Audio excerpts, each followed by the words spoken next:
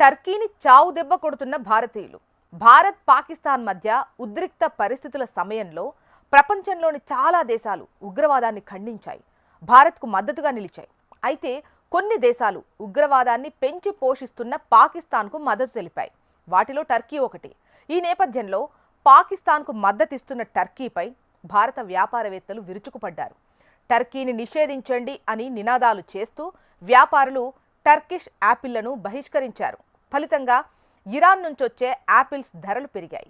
Wholesale మార్కెట్లో 10 కిలోల Apple ధర 200 రూపాయల నుంచి 300కు పెరగ్గా, రిటైల్ మార్కెట్లో కిలోకు 20 నుంచి 30 రూపాయల వరకు పెరిగింది.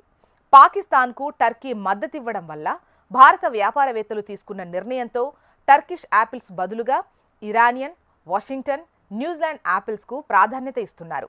ఇరానియన్, వాషింగ్టన్, న్యూజిలాండ్ యాపిల్ ధరలు ఒక్కో బాక్సుకు 200 నుంచి 300 వరకు పెరిగాయి.